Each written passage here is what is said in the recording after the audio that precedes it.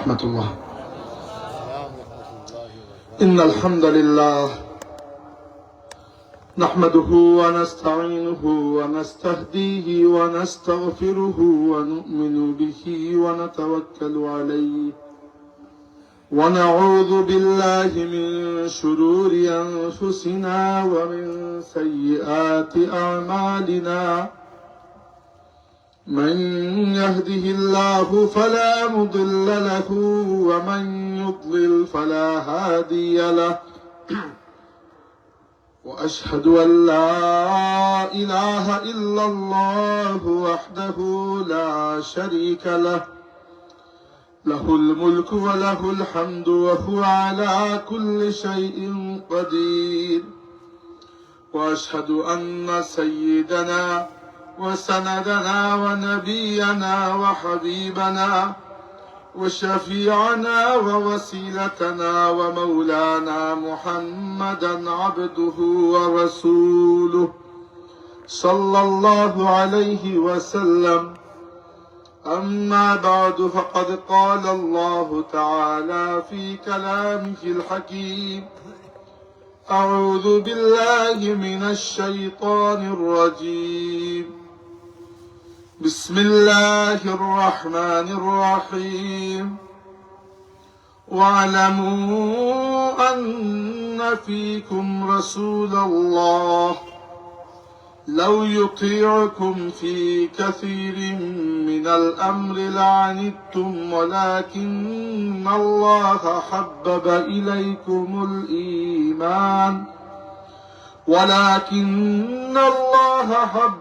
إليكم الإيمان وزينه في قلوبكم وكره إليكم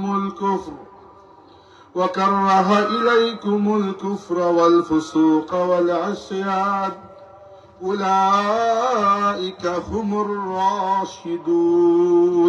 صدق الله مولانا العظيم.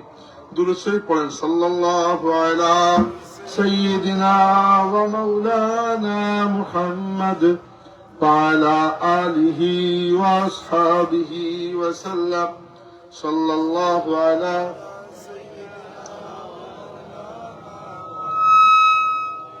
وعلى آله وأصحابه وسلم.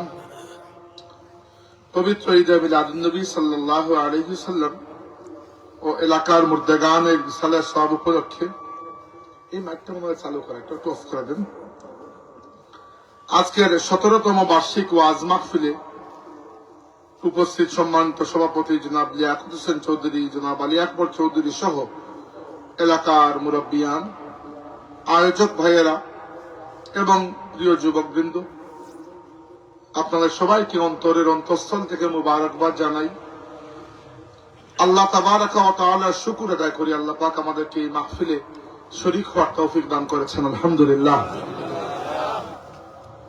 আমি আপনাদের কাছে ক্ষমা প্রার্থী যে আমি একটা অনাকাঙ্ক্ষিত ঘটনার কারণে আমার সময়টা উল্টাপাল্টা করতে হয়েছে। শুধু আপনাদের মাহফিলে না, আজকে সব মাহফিলে সময়টা উল্টাপাল্টা হয়ে গেছে। এটা আপনাদের কারো কোনো বা কমিটির কারো কোনো দোষ নাই, আমারও দোষ নাই, এটা তকদির, কিছু করার নেই আর কি। তো বাংলাদেশ কিছু করার নেই, বাংলাদেশে মাঝে মধ্যে মানুষের উপরে এমন আপদ আসে, এজন্য মাফ করবেন আমাকে।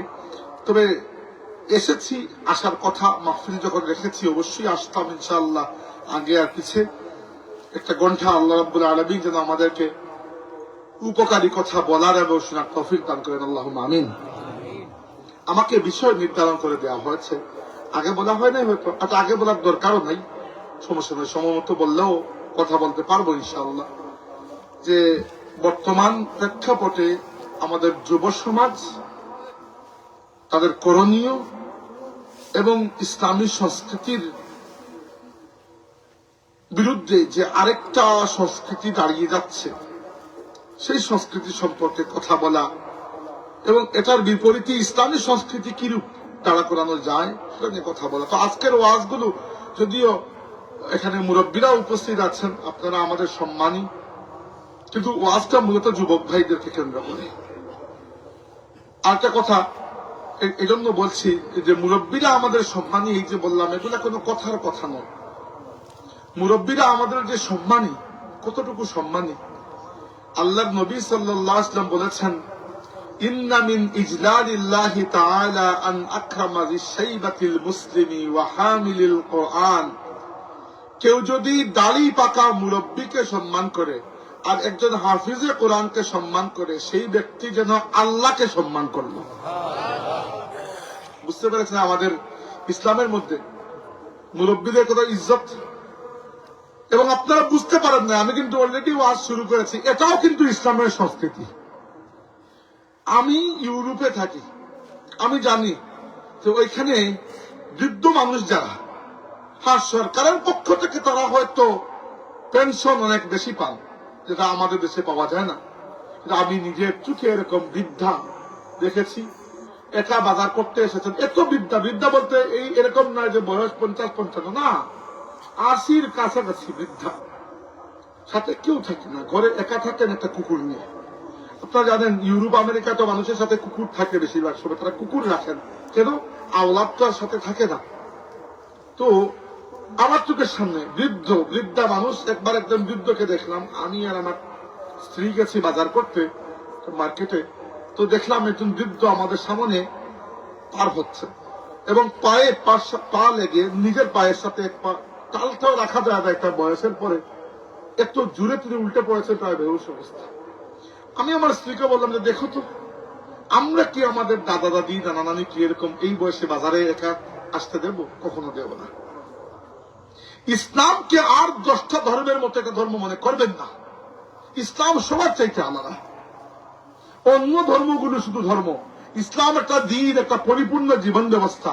আল্লাহ তাবারাকা ওয়া তাআলা মানব জাতি যতটা ক্ষেত্র, যতটা পরিসর, তার জীবনের যতটা জায়গায় কাজ করার সম্ভাবনা আছে, প্রত্যেকটা জায়গা, সেটা রাজনীতি হোক, অর্থ ব্যবস্থা হোক, ব্যবসা বাণিজ্য হোক, পরিবার হোক, বিচার ব্যবস্থা হোক, শিক্ষালয় হোক, সেটা তার নিজের পরিবার বা ব্যক্তিগত জীবন থেকে শুরু করে সমষ্টিগত জীবনের যতটা ক্ষেত্রে একজন মানুষ কাজ করা পসিবল, আল্লাহর দ্বীন ইসলাম আমাদেরকে প্রত্যেকটা ব্যাপারে পর্যাপ্ত হিদায়াত দান করেছে। আপনি কিভাবে মনে করেন যে ইসলামের নিজস্ব সংস্কৃতি নাই? ইসলাম বাকি জায়গায় হেদায়ত দিয়েছে, সংস্কৃতিতে কি আপনাকে একা ফেলে দিয়েছে? সম্ভব? এটা সম্ভব না। এবার আসুন প্রথমত আমরা একটু জানার চেষ্টা করি ইসলাম কি আসলে। আপনারা সবাই জানেন ইসলাম কি, কিন্তু আমি আজকে একটু ভিন্নভাবে বলতে চাই। ইসলাম শব্দের অর্থ কি? প্রথম হচ্ছে, ইসলাম শব্দের অর্থ অনেকেই বলবে শান্তি, এটা ভুল কথা। ইসলামের অর্থ শান্তি নয়। সালাম শব্দের অর্থ হচ্ছে শান্তি। ইসলাম অর্থ হচ্ছে সমর্পণ, সমর্থন নয়, সমর্পণ। ইংরেজিতে বললে বুঝবে সারেন্ডার। কিন্তু বুঝতে পেরেছেন? আত্মসমর্পণ করা। কার কাছে? আল্লাহ এবং আল্লাহর রাসূলের কাছে। এই যে দুইটা বাক্য আমরা পড়ি না, লা ইলাহা ইল্লাল্লাহ মুহাম্মাদুর রাসূলুল্লাহ, বাস এইটা পড়া মাত্রই আপনি আপনার ইচ্ছাকে আল্লাহর ইচ্ছার নিচে নিয়ে এসেছেন। আপনার ইচ্ছাকে আল্লাহ মারতে বলেন নাই যে আপনার ইচ্ছাকে ফেলে দেন, না, আপনার ইচ্ছা ফেলার দরকার নাই, আপনার ইচ্ছাকে জাস্ট আল্লাহর ইচ্ছার নিচে নামিয়ে আনতে হবে। খাইতে ইচ্ছা করছে আপনার, খাইতে পারে, সমস্যা নাই, আপনার ইচ্ছাকে আপনি পূর্ণ করবেন, তবে হালাল খেতে হবে। আপনি পুরুষ, একজন স্ত্রী লোকের সাথে আপনি থাকতে চান, পারবেন, বিয়ে করতে হবে। বুঝতে পেরেছেন না? আল্লাহ আপনার ইচ্ছাটাকে মারতে বলেন নাই, বলে নাই জঙ্গলে চলে যাচ্ছে, কিন্তু একটা পথ পরিক্রমা দেখিয়ে দিয়েছেন, একেবারে খোলা ছাড়েন নাই। সবচেয়ে সুন্দর উদাহরণ আমাদের নবী দিয়েছেন, বলেছেন মাসালুল মুমিনি কামাসালিল ফারাসি বিআখিয়াতিহি। অর্থাৎ একজন মুসলমান একটা খুঁটিতে বাঁধা ঘোড়ার মতো।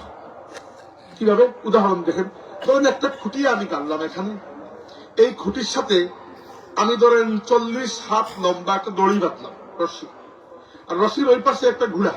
ঘোড়া এই জন্য বলছি যে আল্লাহ নবীর হাদিসের মধ্যে ঘোড়া শব্দটা আছে। তো দেখেন, একটা ঘোড়াকে যদি আমি এই খুঁটির সাথে 40 হাত রশি দিয়ে বাঁধি, তাহলে ঘোড়ার এই রশির এই খুঁটির চারপাশেই কিন্তু ঘোড়ার জন্য 40 হাতের একটা বৃত্ত।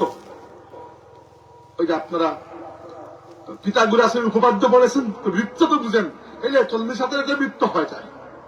এই 40 হাত যে চতুর্দিকে আছে, এই 40 হাতের মধ্যে ঘোড়া স্বাধীন। সে চাইলে বসতেও পারে, দৌড়াইতেও পারে, খাইতেও পারে, নাইতেও পারে, ঘুমাইতেও পারে, তার ইচ্ছা। বা 40 হাতের বাইরে যদি তাকে যেতে হয়, তাহলে রশি ছিঁড়ে যাওয়া ছাড়া আর কোন উপায় নাই।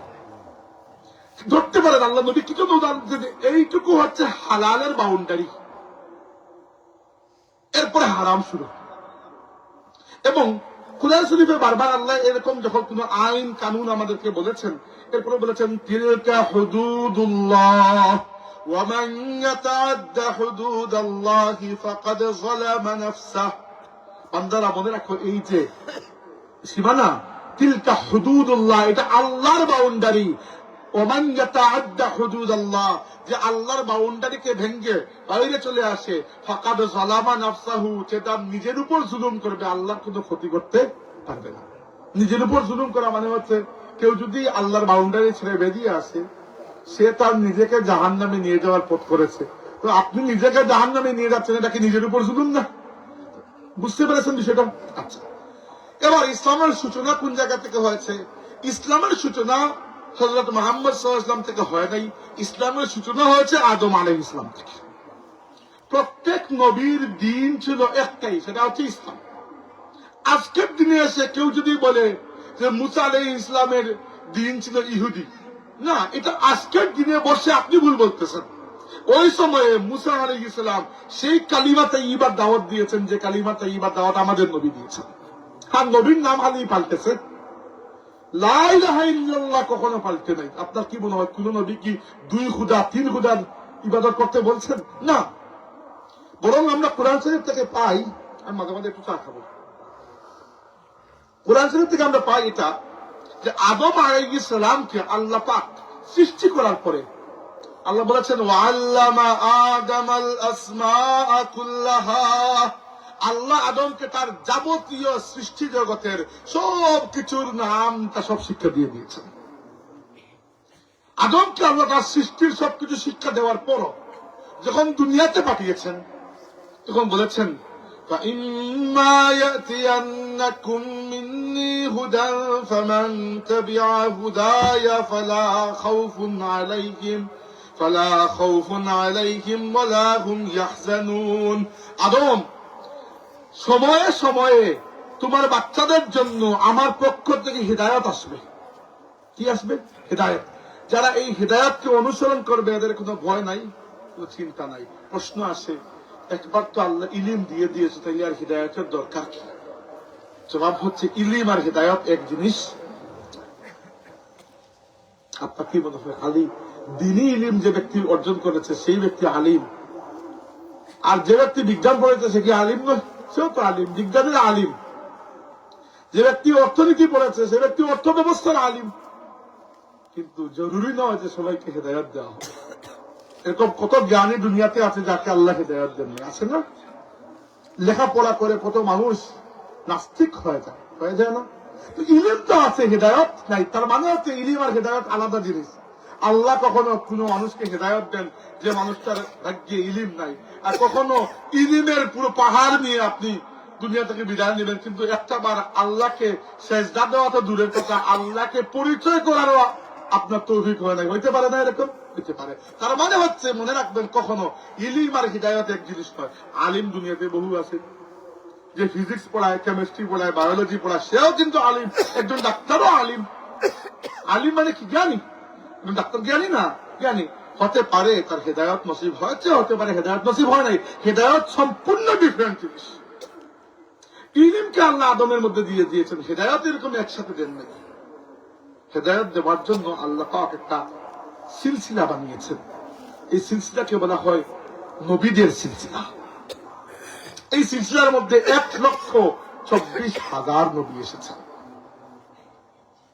আপনি বলবেন, এত নবীর দরকার কি? এক নবীর কাছে যা দেওয়ার সব দিয়ে দিলেই তো হইতো। হ্যাঁ, আল্লাহ দিতে পারতেন, কিন্তু সমস্যা হইতো আমাদের। কিভাবে? ধরেন একটা বাচ্চা ক্লাস 1-এ পড়ে, আপনি চিন্তা করলেন যে 1-এর পরে 2, 2-র পরে 3, 4, 5, 6 দাখিল আলিম, এসএসসি, এইচএসসি করে বিএ এমএ পাস করবে। এত যন্ত্রণা করা দরকার কি? ক্লাস 1-এ এমএ পর্যন্ত সব সিলেবাস পড়িয়ে দিলে হয় না? কি মনে ভাবতে নিতে পারবে এত কিছু? ব্রেইনে কুলাইবে না। তো এজন্য মানব জাতি ধীরে ধীরে যত বালিগ হয়েছে, একজনের কথা বলছিলাম, পুরো মানব জাতি তারা আকল বুদ্ধির দিক থেকে যত জ্ঞান বিজ্ঞানে এগিয়েছে, আল্লাহ কোন লিমিটেশন নাই যে আল্লাহ দিতে পারবেন কি পারবেন না। আল্লাহ তো দিতে পারবেন, আপনি নিতে পারবেন না।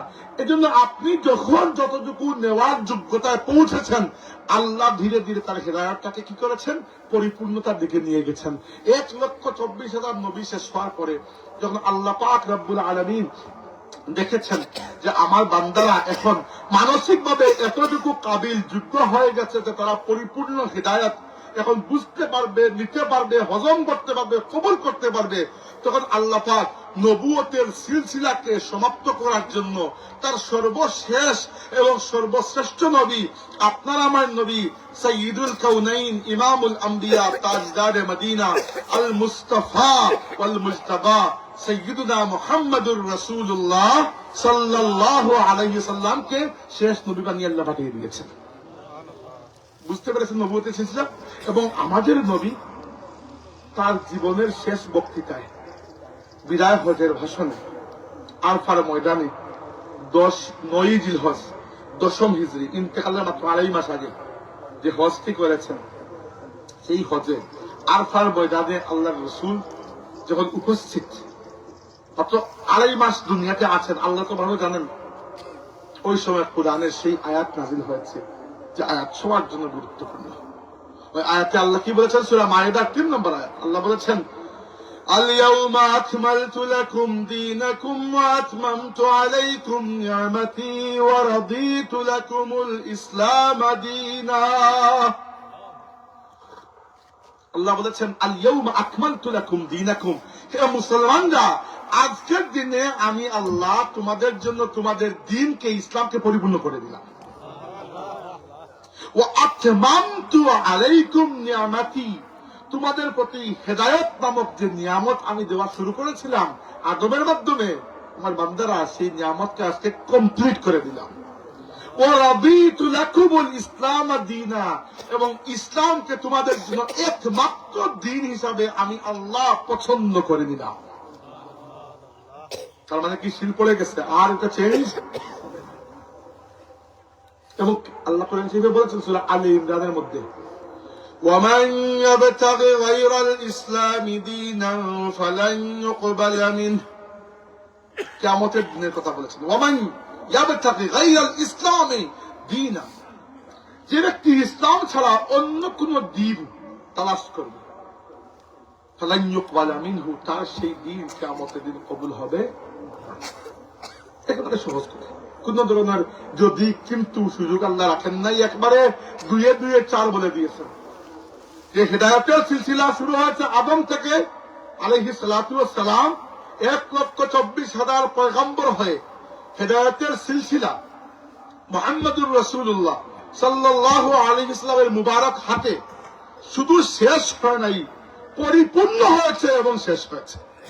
খালি শেষ হলে তো কোনো কথা নাই, খালি শেষ হওয়ার মধ্যে তো কোনো মর্যাদা নাই। ধরেন একটা টেবিল এখান থেকে শুরু হয়ে এখানে শেষ হয়ে গেছে, তো কি হয়েছে? আমি যদি বলি এই অংশটা টেবিলের সবচেয়ে সুন্দর, সবচেয়ে ভালো অংশ, তাহলে বোঝা গেল একটা মর্যাদা আছে, তাই না? তো খালি শেষ হওয়ার মধ্যে কোনো মর্যাদা নাই। আমার নবী শেষ নবী, এটা অবশ্যই সত্য। আমার নবীর পরে কোনো নবী আসবেন না, অবশ্যই সত্য। প্রশ্ন হচ্ছে কেন? এই কেনার জবাব হচ্ছে, নবী যে কারণে আসার দরকার হেদায়ত নিয়ে, সেই হেদায়তকে আল্লাহ নিজেই বলেছেন যে আমি কমপ্লিট করে দিয়েছি, আর নবী এসে করবেন। আপনাদের মাহফিল কয়টা পর্যন্ত ভাই? মাহফিল কয়টা পর্যন্ত আজকে? মধ্যরাত।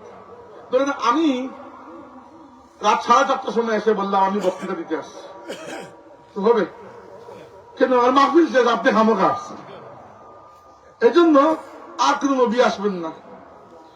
ওই যে আপনারা জানেন নিশ্চয়ই, ইতিহাসে বহু মানুষ নিজেকে বন্ড মিথ্যাবাদী নবী দাবি করেছিল, জানেন তো নিশ্চয়ই। এর মধ্যে এক কুখ্যাত ব্যক্তি হচ্ছে আমাদের ভারতীয় উপমহাদেশের, বর্তমান পাকিস্তানের পাঞ্জাব প্রদেশের কাদিয়ান নামক গ্রামে জন্মগ্রহণ করেছিল মির্জা গুলাম আহমদ কাদিয়ানি। সে তার নিজেকে নবী বলেছে। আচ্ছা, তো তাকে নিয়ে অনেক কথাবার্তা আছে। সে নিজে বলেছে যে আমি উম্মতি নবী, মানে উম্মত এবং নবী, উম্মতের মধ্যেই নবী। এটা কিছু না, আন্দাজে সে বার করেছে একটা। এরপরে সে বলছে আমি হচ্ছে জিল্লি নবী। জিল্লুন মানে হচ্ছে ছায়া। সে বলেছে আমি মোহাম্মদ সাল্লাল্লাহু আলাইহি ওয়াসাল্লামের ছায়ার মধ্যেই একজন নবী। সবই বিজ্ঞানী কিন্তু বলেছে আর কি। এরপরে বলেছে আমি হচ্ছে বুরুজি নবী। বুরুজি মানে হচ্ছে যে একসময় ছায়ার মধ্যে ছিল, এখন বেড়াই গেছে। আচ্ছা, আপনারা সবাই সাবকিবলা রহমতুল্লাহ আলাইহির একজন খলিফা মুহাদ্দিস সাহেব হুজুর কে চিনেন? রারাই মুহাদ্দিস সাহেবকে তো চিনেন। আচ্ছা, মুহাদ্দিস সাহেবকে জিজ্ঞেস করা হয়েছিল একবার ওয়াজের মাহফিলে যে হুজুর মির্জা গোলাম আহমদ কাদিয়ানীর বইয়ের মধ্যে একবার এক এক কথা লেখা আছে। একবার সে নিজেকে বলে নবী, একবার বলে উম্মতি নবী, একবার বলে জিল্লি নবী, একবার বলে বুরুজি নবী। সে আসলে কি ধরনের নবী? হুজুর বলে সে হচ্ছে খামোখা নবী। খামোখা নবী কি জন্য? কারণ নবীর দরকার নাই, তুমি হুদেই আসছো। আমি দাওয়াত দিই নাই তোমার কোনো কামও নাই এখানে, হুদেই আসছো এখানে নবী হয়ে। এই জন্য তুমি হচ্ছে খামোখা নবী। আমার নবীদের তো আমাদের দরকার নেই, তাই না? আচ্ছা, এটা বললাম একটা কথা মনে হয়ে গেল। এটা ওয়াজের উদ্দেশ্য না। উদ্দেশ্য হচ্ছে আল্লাহ পাক ইসলামকে কমপ্লিট পরিপূর্ণ করে দিয়েছেন এবং ইসলাম কি সেটা তো বুঝলেন। এবার ইসলাম আপনাকে কি রকম মানুষ বানাইতে চায়, এটা জরুরি বিষয়। দেখেন, দুনিয়ার অন্যান্য ধর্মে আমি নিজে স্টাডি করে দেখছি, হিন্দু ধর্ম বলেন, বৌদ্ধ ধর্ম বলেন, এই সবগুলোতে যে মানুষটা পারিবারিক সামাজিক ভাবে বসবাস করে সেই মানুষটার ব্যাপারে একটা বোধ ধারণা আছে। বরং হিন্দু ধর্মে, বৌদ্ধ ধর্মে, খ্রিস্টান ধর্মে যে সমাজ পরিবার ছেড়ে জঙ্গলে গিয়ে নেংটা সন্ন্যাসী হয়ে যায় তার ব্যাপারে খুব ইজ্জত, তাই না? খ্রিস্টানদের বড় বড় পাদ্রী যারা, আপনারা কি জানেন এরা বিয়ে করে না, কারণ বিয়েকে তারা খারাপ মনে করে। হিন্দু ধর্মের বড় বড় পুরোহিত যারা আছে এরাও কিন্তু বিয়ে শাদী করে না। বৌদ্ধ ধর্মের বড় বড় পুরোহিত যারা আছে এরা বিয়ে শাদী সংসার কিচ্ছু করে না। দুনিয়ার সব সমাজ পরিবার সব ছেড়ে চলে যায় জঙ্গলে। এমনকি বৌদ্ধ ধর্মের প্রচারক যিনি গৌতম বুদ্ধ, নাম তো শুনেছেন তাই না? গৌতম বুদ্ধের কাহিনী জানেন? গৌতম বুদ্ধ আপনার 28 বছর বয়সে তার স্ত্রী এবং মাত্র দুধ খাওয়া একটা বাচ্চা ছিল তার, ওইগুলো সবগুলোকে ছেড়ে ঘর থেকে বেরিয়ে গেছিল। কিন্তু ইসলাম আপনাকে সেই জীবন দিতে চায় না। ইসলাম কখনো আপনাকে সমাজ থেকে বের করে জঙ্গলে নিতে চায় না। ইসলাম কি চায়? ইসলাম তিনটা জিনিস চায়। এই তিনটা জিনিসকে আল্লাহ রাব্বুল আলামিন বড় সুন্দর করে বয়ান করেছেন। আমি আপনাকে বুঝাচ্ছি। ইসলাম আপনাকে বলে, ইয়া আইয়ুহাল্লাযীনা আমানু ইযা নুদিয়া লিস-সালাতি মিন ইয়াউমিল জুমআতি ফাসআউ ইলা যিকরিল্লাহি ওয়া যারুল বাই'। হে ঈমানদাররা, যখন জুমার নামাজের আজান হয়, জুমার নামাজ বা যে কোনো নামাজ ধরেন, এখানে আল্লাহ জুমার নামাজের কথা বলছেন, ধরেন আল্লাহ যে কোনো নামাজ, যখন জুমার দিনে নামাজের আজান হয়, ব্যবসা পাতি, দোকানপাট, লেনদেন সব বন্ধ করো, আল্লাহর ডাকে সাড়া দিয়ে মসজিদে চলে আসো। এটা হচ্ছে স্টেপ 1, প্রথম ধাপ। মসজিদে আসলাম, নামাজও পড়লাম, এরপরে কি করবো? সারাদিন এখানে বসে থাকবো? আল্লাহ বলেছেন, فَإِذَا قُضِيَتِ الصَّلَاةُ فَانْتَشِرُوا فِي الْأَرْضِ وَابْتَغُوا مِنْ فَضْلِ اللَّهِ। নামাজ শেষ হওয়া মাত্র বের হও, জমিনে ঘুরে বেড়াও, চষে বেড়াও এবং আল্লাহর দেওয়া রিজিক তোমরা অন্বেষণ করো। কিরকম একটা ব্যালেন্স জীবন! চিন্তা করেছেন যে আল্লাহ ডাক দিয়েছেন, বাস দোকান বন্ধ, মসজিদে আসো, নামাজ শেষ, বাস আবার দোকানে যাও। কেন দোকানে যাব? নবী বলেছেন, তালাবু কাসবুল হালালি ফারিদাতুন বাদাল ফারিদা। আল্লাহর যে ফরজ আছে, নামাজ, রোজা, হজ, যাকাত, এই ফরজগুলো আদায় করার পরে একজন মানুষের জন্য সবচেয়ে বড় ফরজ হচ্ছে হালাল রিজিক তালাশ করা। সুবহানাল্লাহ। ইসলাম কাউরে সন্ন্যাসী বানাইয়া জঙ্গলে নিতে চাই নাই। তবে 3 নম্বর স্টেপ রয়ে গেছে। প্রথম স্টেপ কি? যে এখানে জুম্মার নামাজের কথা আল্লাহ বলেছেন, কিন্তু আপনি ধরতে পারেন সব নামাজ, নামাজ হোক বা আল্লাহর যে কোনো ইবাদতের কথা হোক, এটা আল্লাহ ডাক দিয়েছেন, বাস দুনিয়া স্টপ, আল্লাহর দিকে চলে আসুন। আল্লাহর ডাকে সাড়া দেওয়া শেষ, আবার দুনিয়াতে বেরিয়ে পড়ুন, কারণ রিজিক কেউ মুখে ঢুকিয়ে দেবে না। এমনকি রিজিক অন্বেষণ করা তো ইসলামে এত সওয়াবের কাজ। আল্লাহর রাসূল বলেছেন, যে ব্যক্তি হালাল রিজিক অন্বেষণ করে নিজের হাতে ভালোবেসে নিজের স্ত্রীকে একটা লুকমা খাবার খাইয়ে দেয়, প্রত্যেকটা লুকমায় আল্লাহ তাকে সদকার সওয়াব দিয়ে দেন। চিন্তা করতে পারেন? আল্লাহ নবী আমাদেরকে শিক্ষা দেওয়ার জন্য ইতিহাস বলেছেন, বলেছেন শুনো, ইন্না নবী আল্লাহি দাউদ আলাইহিস সালাম লা ইয়াকুলু ইল্লা বিআমালি ইয়াদিহি। আল্লাহর নবী দাউদ আলাইহিস সালাম জিন্দেগিতে কখনো নিজের হাতে কামাই না করে একটা লুকমা খাবার খান না। অন্যের টাকা খাইলে তো আপনার ইজ্জত থাকলো না, থাকলো। তাইলে আপনার ইসলাম কি বলেছে? 3 ধাপের জিন্দগি। প্রথম ধাপ কি?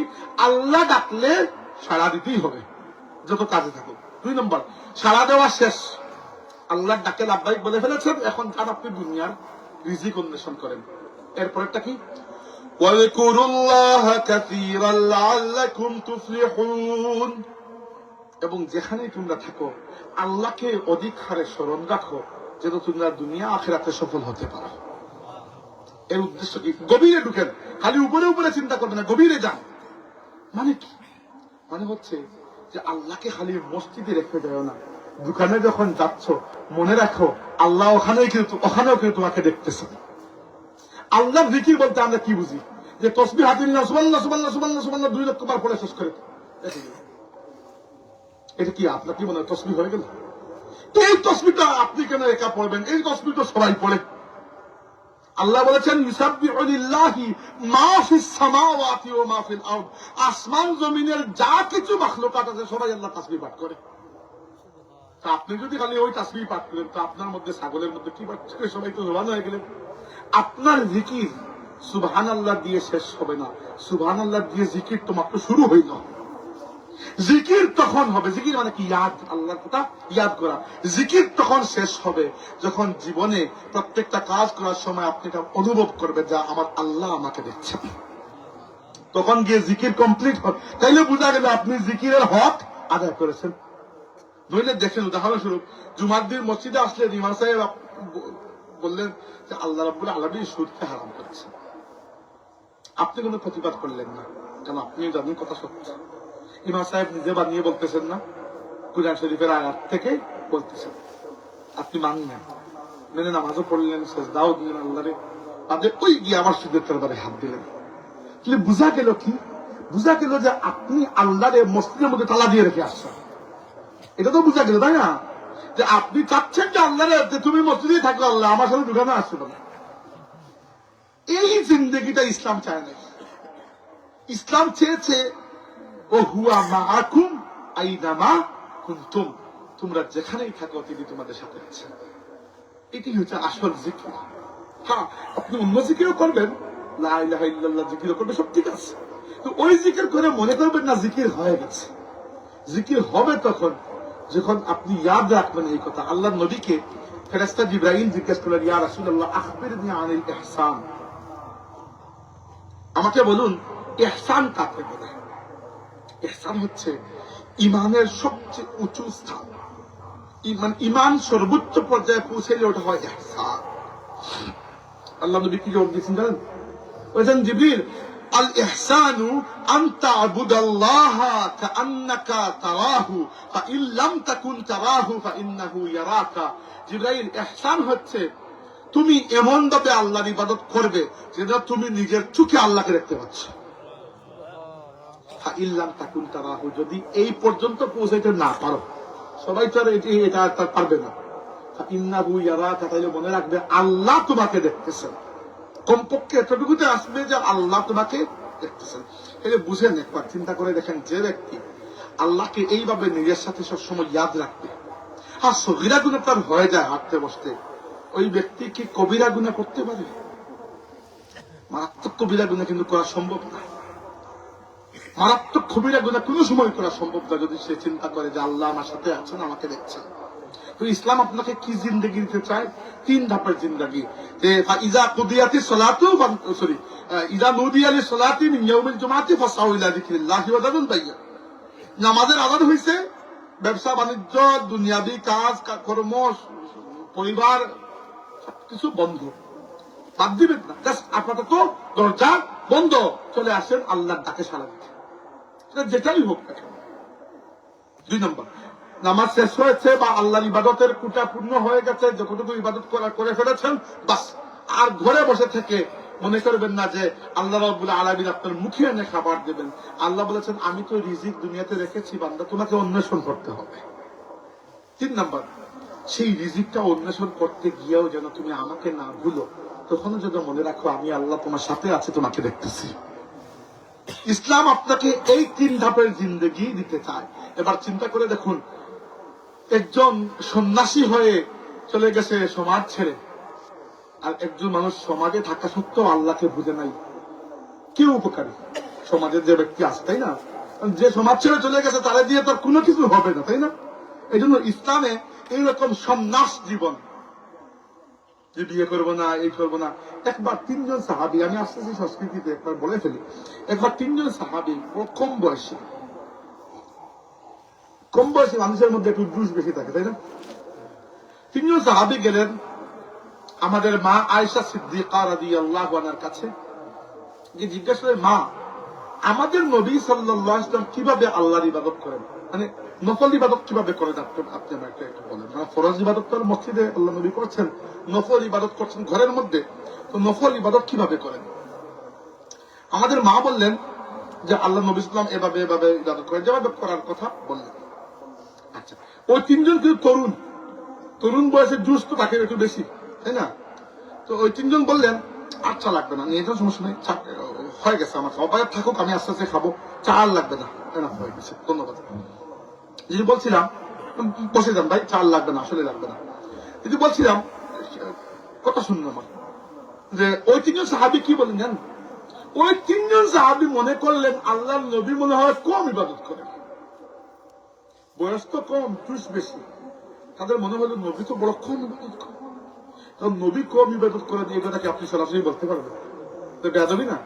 এই জন্য তারা একটা যুক্তি বের করলেন। তারা বললে, আচ্ছা ঠিক আছে, নবী যে ইবাদত করে এটা কম, কিন্তু সমস্যা নাই, তিনি তো নবী, তিনি তো নিষ্পাপ মাসুম, তাতে কোনো গুণা নাই, তিনি ইবাদত এত কম করেন, আমাদের তো এত কম করলে হবে না, আমাদেরকে বেশি করতে হবে। দেখেন, ওই যে অতিরিক্ত জুস, এইরকম জুস কিন্তু বেশি দিন থাকে না, আবার এটাও একটা কথা, বেশি জুস বেশি দিন থাকে না। আচ্ছা, তারা কি বললেন? একজন বলে, আমি কসম করছি আর জিন্দগিতে কোনোদিন রাতে ঘুমাবো না, সারা রাত খালি নামাজ পড়বো। আরেকজন বলে, আমি কসম করলাম আর জিন্দগিতে কোনোদিন নফল রোজা বাদ দেবো না, প্রত্যেক দিন নফল রোজা রাখবো। আরেকজন বলে, আমি কসম করলাম জীবনে কখনো বিয়ে শাদী করবো না, খালি আল্লাহর ইবাদত করবো। শুনে মনে হচ্ছে যে কত বড় সুবহানাল্লাহর কাজ করেছেন। আল্লাহর নবী সাল্লাল্লাহু আলাইহি ওয়াসাল্লাম শুনে এত রাগ করলেন, ডেকে নিয়ে আসলেন, আসো এদিকে, এবং জিজ্ঞেস করলেন, সুবহানাল্লাহ, এত চমৎকার কথা জিজ্ঞেস করেছেন যে আমার জিন্দেগি কি তোমাদের পছন্দ না? তিনজনের মুখে তালা লেগে গেছে। আল্লাহ নবী বলে, শুনো, তোমাদের সবার চাইতে তাকওয়া আমার মধ্যে বেশি, তবুও আমি রাতে একটা অংশ নামাজও আদায় করি, আর একটা অংশ নিজের শরীরের হক আদায় করে ঘুমাই। তোমাদের সবার চাইতে তাকওয়া আমার মধ্যে বেশি, তবুও আমি মাঝে মধ্যে নফল রোজা রাখি, মাঝে মধ্যে ছাড়ি। তোমাদের সবার চাইতে তাকওয়া আমার মধ্যে বেশি, তবুও আমি বিয়েও করেছি, সংসারও করছি। এই সময় আল্লাহ নবী কি বলেছেন জানেন? এই সময় বলেছেন যে মনে রাখো, বিয়ে শাদী এটা আমার সুন্নত, যে ব্যক্তি আমার সুন্নত থেকে মুখ ফিরিয়ে নিয়ে সে আমার দলভুক্ত নয়। চিন্তা করে দেখেন, প্রথমে যখন কেউ শুনবে মনে করবে ওই তিন সাহাবীর কথা শুনে মনে হয় আল্লাহ নবী খুব খুশি হয়েছেন। খুশি তো হন নাই, উল্টা ধমক দিয়েছেন। এক সাহাবী ছিলেন, নাম হয়তো আপনারা শুনেছেন যারা পড়ালেখা করেছেন, ইসলামে পড়ালেখা, আমর ইবনে আস রাদিয়াল্লাহু আনহু, যিনি মিশর বিজয় করেছেন। আমি মিশরে তার জিয়ারত করেছি। তো তিনি আল্লাহ নবী খুব প্রসিদ্ধ একজন সাহাবী। তিনি তার পুত্র আব্দুল্লাহকে বিয়ে করালেন।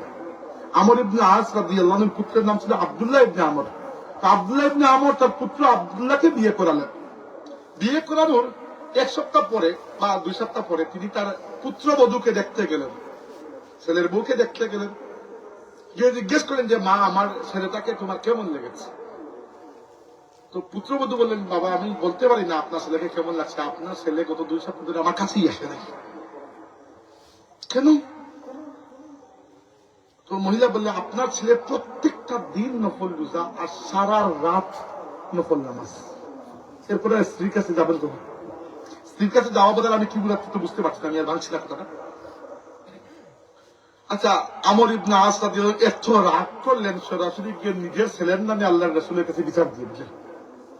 ইয়া রাসূলুল্লাহ, আমি বড় শখ করে আমার ছেলেটাকে বিয়ে করাইলাম, সে এত ইবাদত তার বউয়ের কাছেই যায় না। রাসূলুল্লাহ কিন্তু খুব মায়া করতেন আব্দুল্লাহকে ডেকে, আব্দুল্লাহ দেখে আসো, এবং সেম প্রশ্ন করলেন, আব্দুল্লাহ আমার জিন্দেগি কি তোমার পছন্দ না? আব্দুল্লাহর মুখে তালা কি বলবেন? তিনি এক যুক্তি দিলেন, ইয়া রাসূলুল্লাহ, আমার তো বয়স কম, এখনো জোয়ান আছি, চিন্তা করছি যে এখন খুব বেশি ইবাদত করবো, বুড়ো হয়ে যদি নাও করতে পারি। বলেন না, এমনটা হবে না। মনে রাখো আব্দুল্লাহ, তোমার নিজের উপর আল্লাহর যেরকম হক রয়েছে, তোমার নিজেরও হক রয়েছে, তোমার বউয়েরও হক রয়েছে। তাই রাতের কিছু অংশ ইবাদত করো, কিছু অংশ স্ত্রীকে দাও, কিছু অংশ ঘুমাও, সব মিলেমিশে করো। আর 2 নম্বর, প্রত্যেক দিন নফল রোজা রাখার দরকার নেই। যদি বলে ইয়া রাসূলুল্লাহ, তাইলে মাসে কয়দিন? 25 দিন? না, বেশি হয়ে যায়, 20 দিন বেশি হয়ে যায়। এরকম করতে করতে আল্লাহ রাসূল বললেন, ঠিক আছে, সর্বোচ্চ যদি রাখতে চাও তাহলে সৌমে দাউদ রাখতে পারো। দাউদ আলাইহিস ইসলামের রোজা। দাউদ আলাইহিস ইসলামের রোজা কি? দাউদ আলাইহিস ইসলাম রোজা রাখতেন প্রত্যেক একদিন পরে পরে, মানে একদিন গ্যাপ দিয়ে দিয়ে। কেউ যদি সর্বোচ্চ রোজা রাখতে চায় তাও একদিন গ্যাপ দিতে হবে। এক টানা কন্টিনিউয়াস আপনি রোজা রাখতে পারবেন না, এটা নিষিদ্ধ।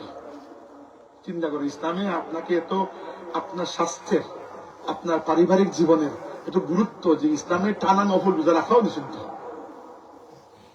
বুঝতে পারছেন ইসলাম কিরকম ব্যালেন্স একটা জীবন ব্যবস্থা আমাদেরকে দিয়েছে? এই হচ্ছে যে ইসলাম বাড়াবাড়ি এবং ছাড়াছাড়ির মধ্যখানে। এমনকি আমাদের আমল শুধু নয়, আমাদের আকীদা, বিশ্বাস, আকীদা, সেটাকেও আল্লাহর নবী খুব খেয়াল করে যেন আমরা বাড়াবাড়ি এবং ছাড়াছাড়ির মধ্যে না যাই। উদাহরণস্বরূপ, মুসা আলাইহিস ইসলামের উম্মত, মুসা আলাইহিস ইসলামকে এত কষ্ট দিয়েছে, এত কষ্ট দিয়েছে, এবং শুধু যে কষ্ট দিয়েছে তা নয়, তারা তাদের নবীর কথাবার্তা মুঠো গ্রাহ্য করত না। এমনকি নবীর ইজ্জতটা, দামটা, নবীর কথাকে কমাইতে কমাইতে, নবীকে নিচের দিকে তাদের মতো নামাইতে তারা নবীকে তাদের নিজের মতো মনে করে, আলাদা কিছু মনে করে। আচ্ছা, ঠিক উল্টা খ্রিস্টানরা তাদের নবী ঈসা আলাইহিস ইসলামকে তুলতে আল্লাহর পুত্র বানিয়ে দিয়েছে। নাউজুবিল্লাহ। ঠিক দেখেন, বিপরীত না? এই জন্য আমাদের কালিমার মধ্যে আল্লাহর নবী খুব ঠিকঠাক করে দিয়েছেন, বলেছেন, তোমরা বলবে ও আশহাদু আন্না মুহাম্মাদান আবদুহু, আমরা সাক্ষ্য দিচ্ছি মুহাম্মদ আল্লাহর বান্দা। মুহাম্মদ যেহেতু আল্লাহর বান্দা, অতএব তিনি খোদা নয়, সাল্লাল্লাহু আলাইহি ওয়াসাল্লাম। এবং মুহাম্মদ আল্লাহর রাসূল, যেহেতু তিনি আল্লাহর রাসূল, অতএব তিনি আপনার আমার মতো কেউ নয়, সাল্লাল্লাহু আলাইহি ওয়াসাল্লাম। আমাদের আকীদা কত পরিষ্কার যে নবী আমার আপনার মতো নয়, আর নবী খোদাও নয়। আমাদের আকীদা খুবই পরিষ্কার। এবার আসুন, অর্ধেক বক্তব্য শেষ, বাকি অর্ধেক হচ্ছে ইসলামের সংস্কৃতি। রাসূলুল্লাহ সাল্লাল্লাহু আলাইহি ওয়াসাল্লাম যখন মদিনা শরীফে গেলেন, ইসলামের সংস্কৃতিকে কত গুরুত্ব দেওয়া হয়েছে। যখন মদিনা শরীফে গেলেন, তখন আল্লাহর নবী সাল্লাল্লাহু আলাইহি ওয়াসাল্লাম দেখলেন যে মদিনার মুশরিক যারা, মূর্তি পূজারী, এদেরও প্রত্যেক বছর কিছু কিছু উৎসব অনুষ্ঠান আছে। আবার মদিনার ইহুদিদেরও প্রত্যেক বছর কিছু উৎসব অনুষ্ঠান আছে। আল্লাহর রাসূল দোয়া করলেন যে আল্লাহ, আমাদেরও তো উৎসব অনুষ্ঠান দরকার। আল্লাহ পাক তার রাসূলের দোয়ার বরকতে আমাদের জন্য উৎসবের 2টা আলাদা দিন দিয়ে দিলেন, ঈদুল ফিতর এবং ঈদুল আজহা। ঈদুল ফিতর এবং ঈদুল আজহা দেওয়ার কোন দরকারই ছিল না। আল্লাহ নবী দোয়া করেছেন, আল্লাহ আমাদের নিজস্ব সংস্কৃতি, নিজস্ব কালচার লাগবে। আল্লাহ পাক তার নবীর দোয়া শুনে নিজস্ব কালচার, সংস্কৃতি দিয়ে দিয়েছে আমাদের। এবার দেখেন যে ইসলামে আমাদেরকে ঈদ দেওয়া হয়েছে, সেই মুসলমানরা যদি নিজেদের ঈদ ছাড়া অন্য কারো ঈদে গিয়ে শরিক হয়, তাহলে বোঝা গেল সে ওই মসজিদেই আল্লাহকে সেজদা দিয়েছে, কিন্তু ইসলামকে পরিপূর্ণ দিন হিসাবে সে কবুল করে না। আমি অনেক যুবককে দেখেছি যারা পূজায় চলে যায়। পূজা করতে যায় না, এটা আমি বুঝতে পারতেছি। পূজা করতে তো কেউ যায় না। আপনি বলবেন না, ভাই আমি গেলে কি হবে, পূজা তো করতে যাই না। আমার প্রশ্ন হচ্ছে, তাহলে যান কি জন্য? ওখানে তো পূজা করার জায়গা, নাচার জায়গা তো না। তারা তাদের মতো ইবাদত করবে, সুন্দর করে তাদেরকে তাদের ইবাদতটা করতে দিন। লাকুম দীনুকুম ওয়ালিয়া দীন, তাদের দিন তাদের, আমাদের দিন আমাদের। তো আপনি গেছেন কি জন্য এখানে? নাচতে শরীক হইতে না খাইতে শরীক হইতে কি জন্য গেছেন? উমর ইবনে খাত্তাব রাদিয়াল্লাহু আনহু বলেছেন, শুনো, অমুসলিমদের উৎসবের দিন তাদের ধর্মীয় উপাসনালয়ে যায় না, ওই সময় ওই জায়গায় আল্লাহর গজব নাজিল হয়। তা আপনি গেছেন, সাথে গজবের কিছু অংশ নিজেও নিয়ে আসতেছেন। এবং আমি আল্লাহর ওলিদের কাছে শুনেছি, ওলি আল্লাহদের মুখে শুনেছি যে ওই সময় ওইখানে মারাত্মক ভয়ঙ্কর জিন্নাতের উপস্থিতি থাকে। যাবেন ওইখানে, আসবেন, এসে আমাদেরকে ফোন দিবেন, ভাই উফরিতে ধরছে আর জিন্নাতে সেটায় আর রাতে ঘুম হয় না। অবশ্যই হবে না, আমি দোয়া করি জিন্নাতের জন্য দুইটা জাতা আর এক্সট্রা দেয় আপনার। আপনি গেছেন কিন্তু ওই জায়গায়, গেছেন কিন্তু ওই জায়গায় আল্লাহর ওয়াস্তে।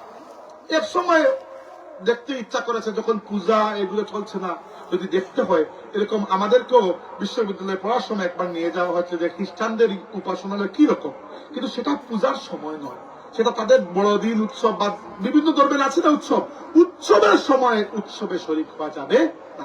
হ্যাঁ, এমনিতে ভিজিট করা যাবে। যেমন উমর রাদিয়াল্লাহু আনহু যখন জেরুজালেম বিজয় করেছেন, তখন খ্রিস্টানদের গির্জা কিন্তু তিনি ঘুরে দেখেছেন।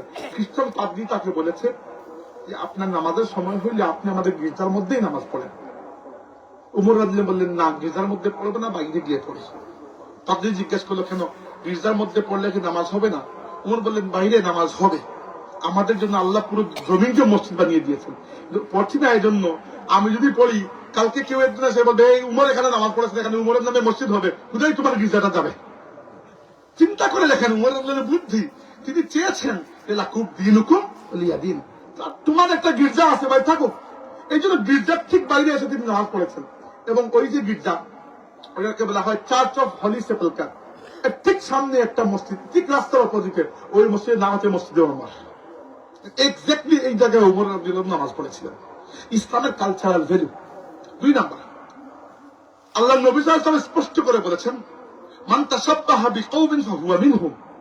যে ব্যক্তি কোন ধর্মগোষ্ঠীর, কোন জাতির সংস্কৃতি সভ্যতাকে অনুসরণ করে, সে ওদের অন্তর্ভুক্ত হয়ে যায়।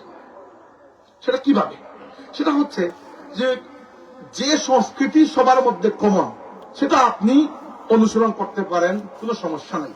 কিন্তু যে সংস্কৃতি কোন নির্দিষ্ট ধর্মের সংস্কৃতি, এটা আপনি অনুসরণ করতে পারেন না। যেমন ধরেন, আমার এই কুর্তার নিচে একটা গেঞ্জি আছে, গেঞ্জি হিন্দুও পরে, মুসলমানও পরে, খ্রিস্টানও পরে, ইহুদিও পরে, এটা কারো ধর্মীয় পোশাক নয়, তা গেঞ্জিও পড়তে পারবো, এটা জায়েজ এই মূলনীতি অনুযায়ী।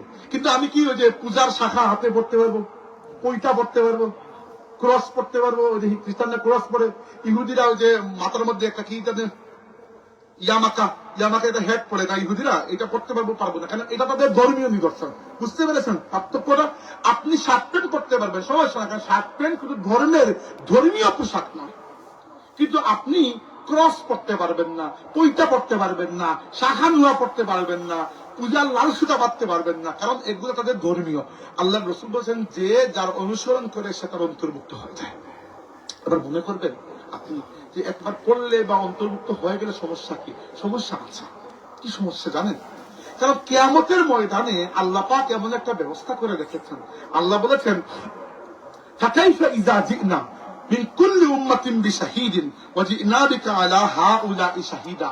সেই দিনটা কেমন হবে?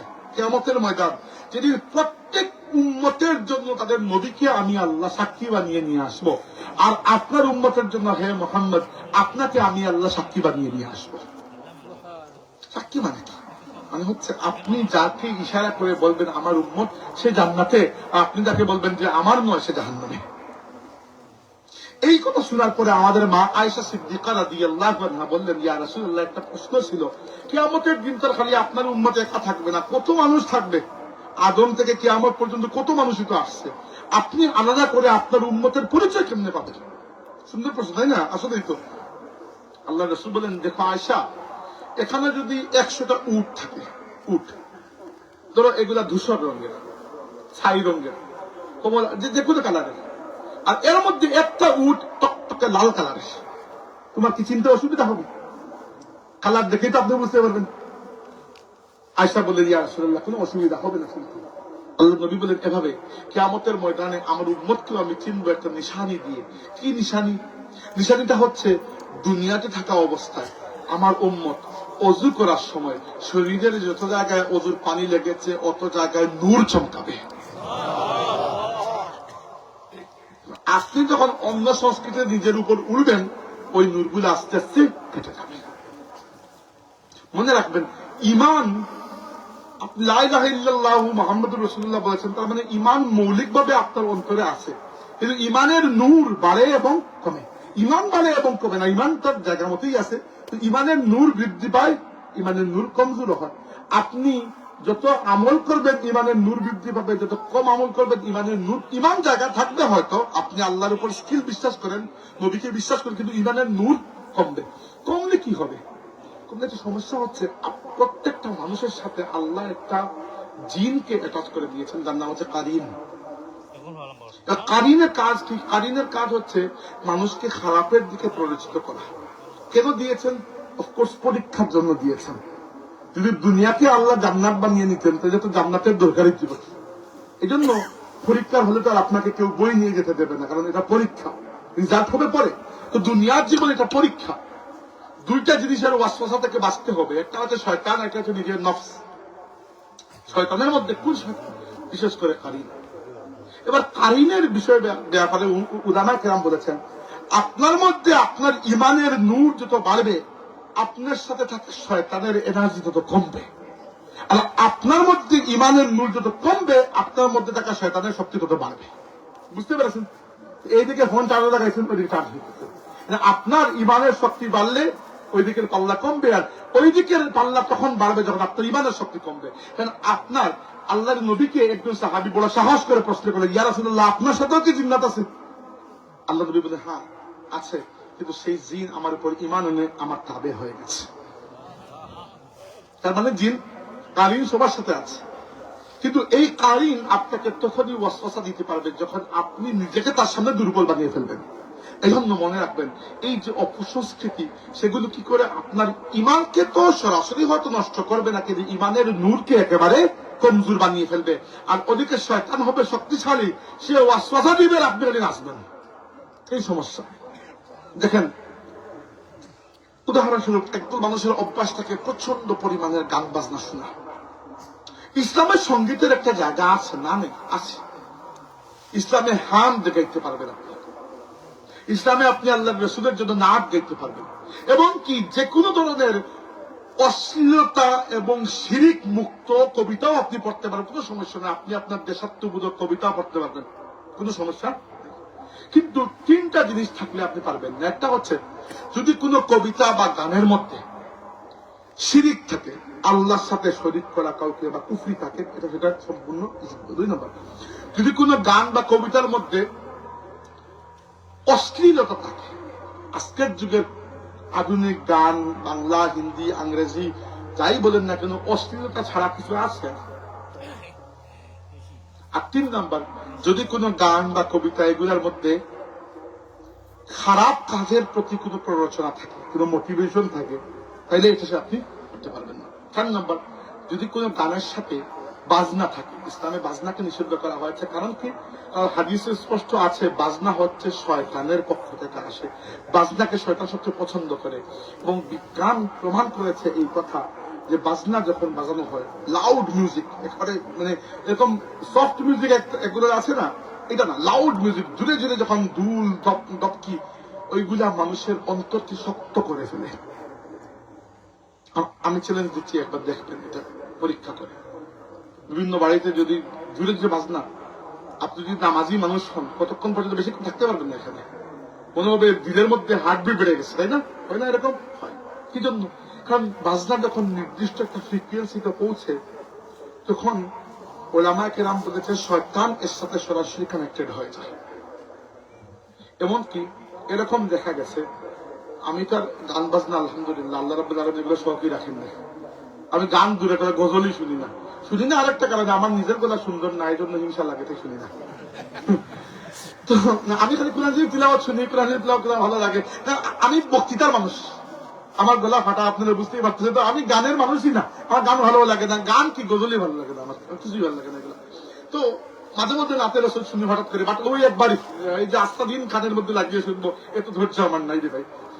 তো যেটি বলছিলাম, যে একবার আমেরিকায় বিশ্ববিখ্যাত একজন গায়িকা, এরকম বিখ্যাত গায়িকা যারা গান গাইলে পুরো স্টেডিয়াম মানুষে ভরে যায়, নাম কি আমার এগুলা এটা ছিল নাই, আমি শুনেছি একটা পাকিস্তানের কয়েকজন আলিম একটা মজলিসে একটা ইউটিউবে পডকাস্টে ডিসকাস করেছেন যে ওই মহিলা গান গাইছেন এবং পশ্চিমা যে মিউজিক গুলো এগুলো তো বুঝেন কি পরিমাণ শয়তানি আর কি পরিমাণ লাউড মিউজিক আর কি পরিমাণ অশ্লীল পোশাক আশাক অশ্লীল নাচ গান এগুলা। তো মিউজিক একটা পর্যায়ে পৌঁছার পরে দেখা গেছে ওই স্টেজের মধ্যে যারাই ছিল এরা নিজের উপর কোনো কন্ট্রোল রাখতে পারতেছে না। এরপরে যখন ওদেরকে ইন্টারভিউ নেওয়া হয়েছে ওরা বলছে যে আমার একটা লেভেল পর্যন্ত পৌঁছার, গান গাইতে গাইতে বাজনা বাজাইতে বাজাইতে একটা পর্যায়ে পৌঁছার পরে আমাদের মনে হয়েছে স্টেজে শুধু আমরা না আরো কেউ আছে এবং এরা আমাদেরকে কন্ট্রোল করতেছে। এরা খেলা জিন, শয়তান, আপনি মনে রাখবেন।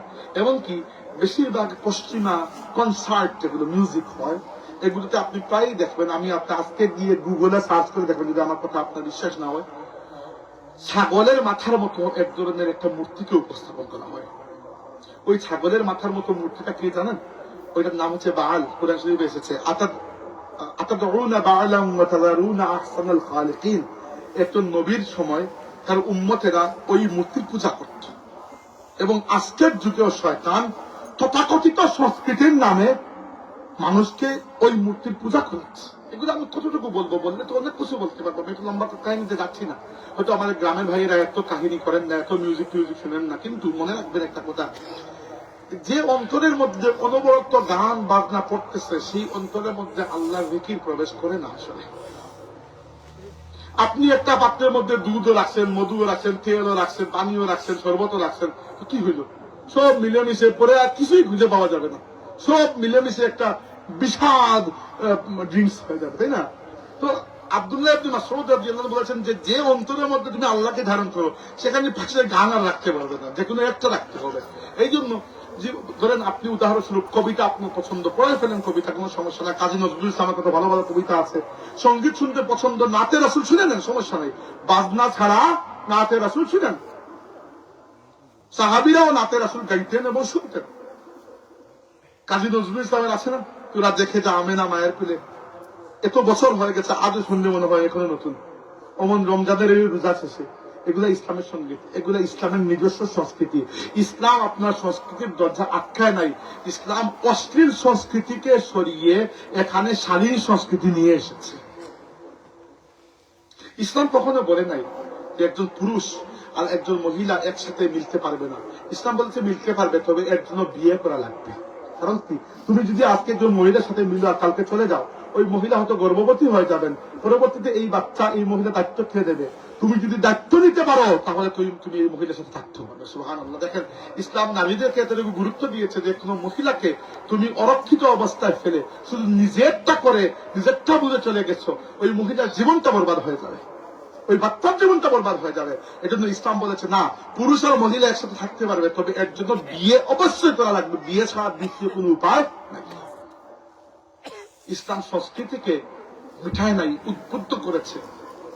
আমাদের দেশে আমাদের আজকের যুগে প্রয়োজন হচ্ছে।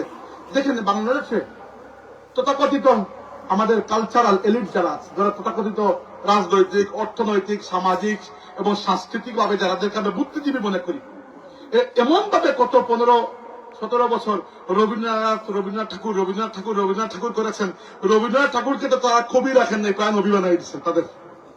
আমাদের আজকে প্রয়োজন হচ্ছে ইসলামী সংস্কৃতিকে প্রমোট করা, এগিয়ে নেওয়া। আমাদের বলা দরকার যে আপনাদের যেরকম কাজী রবীন্দ্রনাথ ঠাকুর আছেন, আমাদের কাজী নজরুল ইসলাম আছেন। আপনাদের যেরকম সুকুমার রায় আছেন, আপনাদের যেরকম শরৎচন্দ্র চট্টোপাধ্যায় আছেন, আমাদের সেরকম ফররুখ আহমদ আছেন, গুলাম মুস্তফা আছেন, বন্দে আলী মিয়া আছেন, আছেন না আমাদের? তো আমাদের দরকার। এক সময় আলিম উলামা বাংলা ভাষায় সাহিত্য কবিতা কিচ্ছুতে হাত দিতেন না, শুধু উর্দু উর্দু উর্দু। প্রথমে একজন মানুষ আসলে, আপনারা হয়তো নাম শুনে থাকবেন, মৌলানা মনিরুজ্জামান ইসলামাবাদী। তিনি এসে প্রথমে বাংলা সাহিত্যের মধ্যে ইসলামী লেখালেখি বাংলা ভাষায় শুরু করলেন।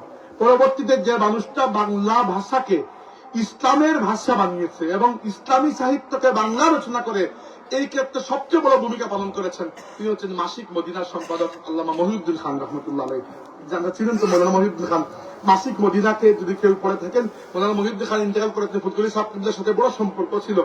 মৌলানা মহিউদ্দিন খান সেই ব্যক্তি যার মাধ্যমে বাংলা ভাষায় ইসলামী সাহিত্য বইপত্র লেখা এত বেশি বেড়েছে যে এখন বই মেলা হলে নাস্তিক বেঈমানরা তাদের লেখা বই বিকাইতেই পারে না, সবচেয়ে বেশি ইসলামী বইপত্র বিক্রি হয়েছে। কেউ না কেউ তো মেহনত করা লাগে, তাই না? সব রাস্তায় আজকে দেখেন আমাদের ইসলামী সংস্কৃতিতে উদাহরণস্বরূপ আমি দেখতাম আমার দাদা সাহেব ফুলতলী সাহেব রহমতুল্লাহ আলাইহি, আমি 5 মিনিট আছি, বেশি না, আপনারা পরবর্তী বক্তাকে নিয়ে আসেন, আমার 1 ঘন্টা হয়ে গেছে অলরেডি। তো ফুলতলী সাহেব রহমতুল্লাহ আলাইহি আমরা ছোটকালে দেখতাম আমাদের বাড়িতে যখন কোনো মেহমান আসতেন, ধরেন ঢাকা থেকে কোনো জায়গা থেকে কোনো মন্ত্রী মিনিস্টার এসেছেন, তো আমার দাদা সাহেব কি করতেন, আপনারা কেউ কেউ চিনবেন, সব বেশিরভাগ মানুষ চিনবেন না, মৌলানা সিদ্দিকুর রহমান চৌধুরীকে কেউ চিনেন কিনে জানেন, ছাত্রকের বর্তমানে লন্ডন থাকেন, তিনি গজলও গাইতেন আর তিনি কবিও ছিলেন, তিনি একটা বই লিখেছিলেন লাখো সালাম কদমে, নাম শুনেছেন? লাখো সালাম কদমে। উনি আমাদের বাড়িতে থাকতেন, তো ফুলতলী সাহেব উনাকে ডেকে আনতেন, বলতেন তুমি একটা গজল গাও, তুমি একটা গজল গাও, তিনি গাইতেন। আর আজকের যুগে মাশাআল্লাহ আপনারা হয়তো মৌলানা মুজাহিদুল ইসলাম বুলবুল ভাইকে চিনেন, রফিকুল ইসলাম মুবিন ভাইকে চিনেন, সবুজকুলি শিল্পী গোষ্ঠীর আরো মানুষকে চিনেন। এদেরকে আমরা কি জন্য উপরের দিকে তুলে দেই, উপরে তুলে রাখি, উপরে দিতে চাই, মোটিভেশন দেই, কারণ হচ্ছে এই যে অনিসলামী সংস্কৃতির পরিবর্তে এরা আমাদের সমাজে ইসলামী সংস্কৃতি নিয়ে আসছে। আমাদের প্রয়োজন, কয়েকদিন আগে দেখলাম আরব বিশ্বে মাশাআল্লাহ তারা বাচ্চাদের জন্য অত্যন্ত চমৎকার কিছু কার্টুন বানিয়েছে। এই যে কার্টুনগুলোর মধ্যে ইসলামী ভাবধারা আছে। এখন জানি একটা বাচ্চা তো কার্টুন দেখবেই দেখবে, কিছু করতে পারবেন না, তো তারে খারাপ কার্টুন যেটা পশ্চিমারা বানিয়েছে তাদের সংস্কৃতিতে সেটাকে ত্যাগ করে ইসলামী, আমি দেখলাম কার্টুন বানিয়েছে বড় সুন্দর, যে বাচ্চারা বসে এক জায়গায় গাছের নিচে বসে আছে, এক বাচ্চা আরেক বাচ্চাকে আরবি অক্ষর আলিফ বা তাসা শিখাচ্ছে, কত সুন্দর জিনিস। ওই তখন মোবাইল দিতেই হবে, কিন্তু বুঝে দেন যে কি দিতেছেন, তাই না? আমাদের বই লেখা লাগবে, কবিতাও লেখা লাগবে, ইসলামী সঙ্গীতও লাগবে, সবকিছু লাগবে। আপনি খালি নাই নাই করে বসে রাখলে হবে না, আপনার সন্তানরা অন্য সংস্কৃতিতে আকৃষ্ট হয়ে যাবে। আজকে দেখেন আমাদের পরিবারের মধ্যে, কালচারের মধ্যে ভারতীয় টেলিভিশন, ভারতীয় টিভি সিরিয়ালের কি পরিমাণ আগ্রাসন দেখেন না আপনারা? এতে পরিবারগুলো নষ্ট হচ্ছে। আপনারা জানেন ঢাকা ডিভোর্স তালাকের রেট গত কয়েক বছরে আগের কয়েক বছর থেকে 40% বেড়ে গেছে। পরিবারে যদি না থাকে কিসের সমাজ, কিসের রাষ্ট্র?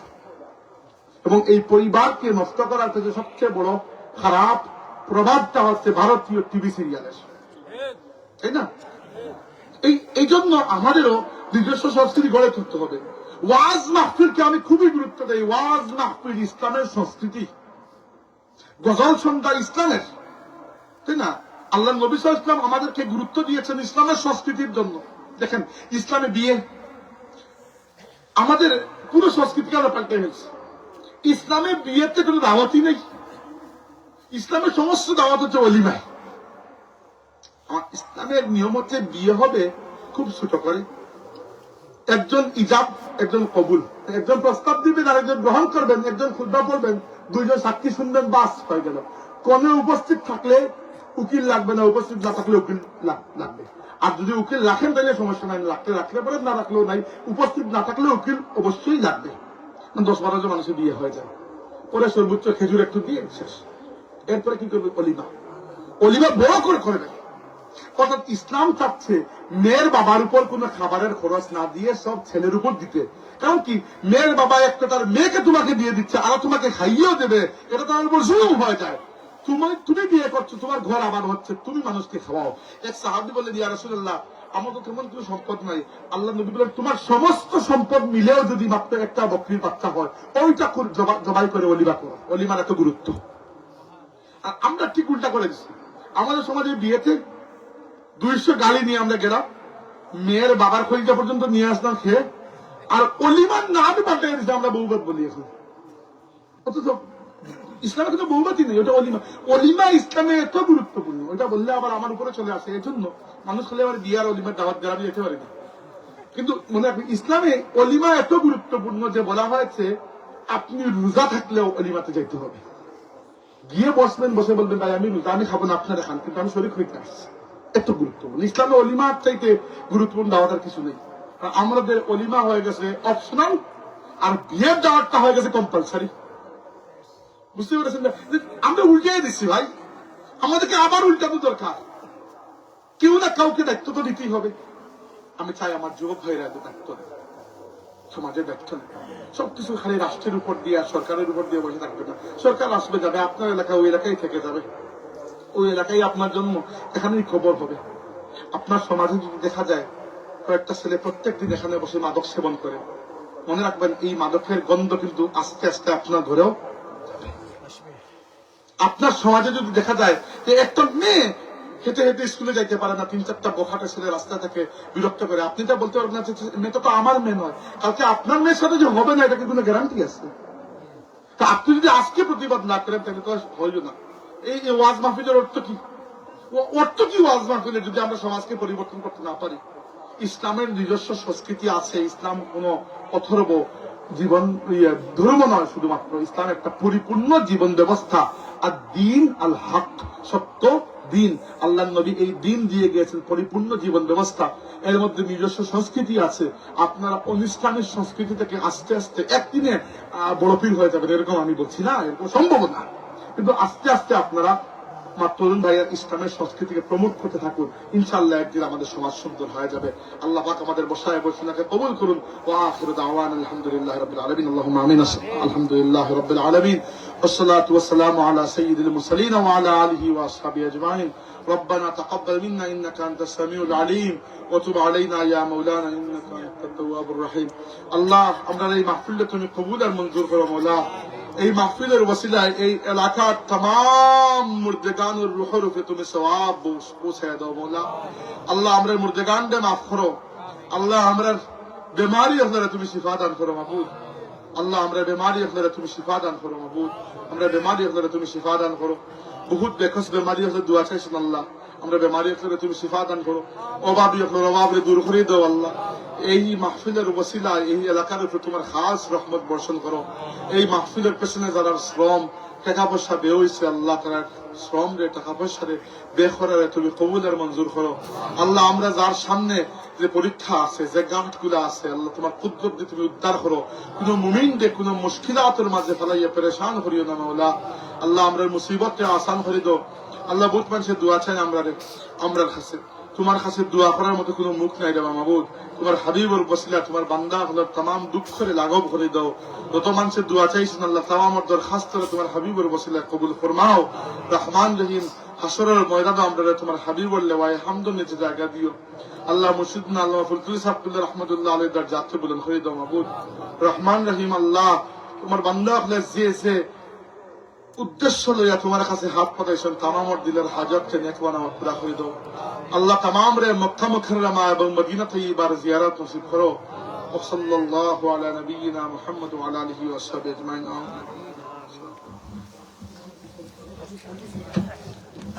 আলহামদুলিল্লাহ। আমরা